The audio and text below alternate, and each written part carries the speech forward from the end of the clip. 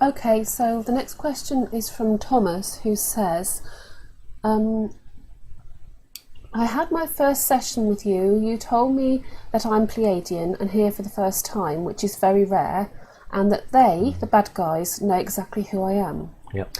Not so long ago, I had such an experience of a metal spider, he's put spider in speech marks, spying on me at night from the ceiling of the bedroom. What would you say, out of your experience over the years, in the proportion of star seeds currently having their first incarnation? 1 out of 50 or 1 out of 100? And overall, what's roughly estimated experience in the proportion of different star seeds now? Okay, that's a very math question. And he just mentioned the spider. No, I was going to. I thought he was going to ask a question regarding that. For me, the most important that isn't what you've said; it's the spider. Okay. The spider is AI.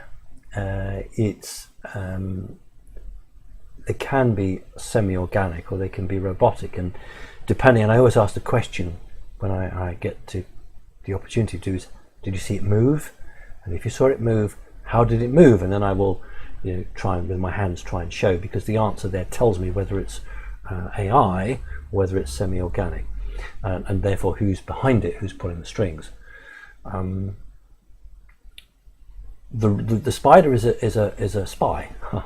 It's there to observe anybody who is psychic, anybody who has broken free of the matrix. I'm using the word deliberately. Can be expected to be visited by these things.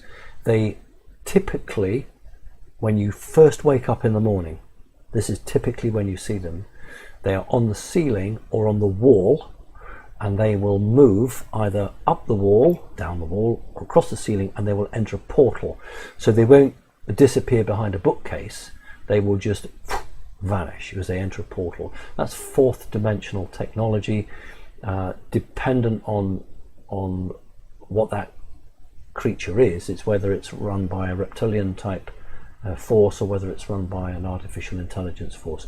In terms of the sort of question you were asking about first time incarnated Pleiadian, there are tons of Pleiadian people on the planet. President Trump is a mixture of Pleiadian and Andromedan. Being a first person here is unusual. But there are first-time reptilian people, Andromedan, Lyran. It's in the queue when you get here, basically, or you decide this is the right time. So while I can't give you a percentage or a factor, I would just say that it is unusual, and it's more pressure on you because you haven't had lots of incarnations on this earth to have several goes at doing what it is you wanted to do. Now, it doesn't mean that you've got 100,000 lifetimes ahead of you. It might be that this is your one and only shot at doing whatever it is you need to do. But it is unusual, but it's not unique. Okay, thank you.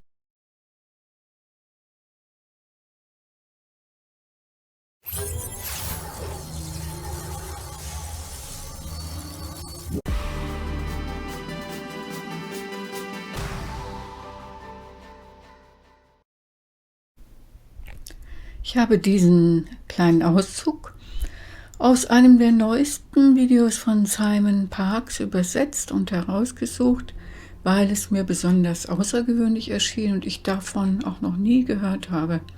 Muss ich zugeben, ich habe schon einiges gehört, aber das noch nicht.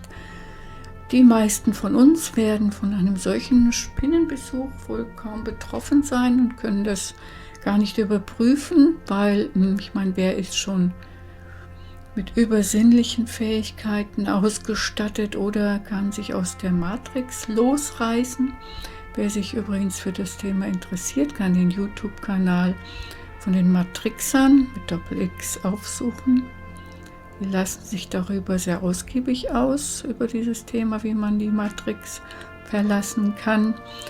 Und in dem Zusammenhang mit Simon Parkes habe ich einmal recherchiert, was es über ihn zu lesen gibt. Leider hat er ja selber keine Bücher veröffentlicht, aber es gibt da im Nexus-Magazin, das ich euch unten verlinke, ein sehr langes, informatives Interview, wo er sich übrigens auch über David Icke äußert. Ich habe mir das selber auch angeschafft und durchgelesen und kann es euch empfehlen.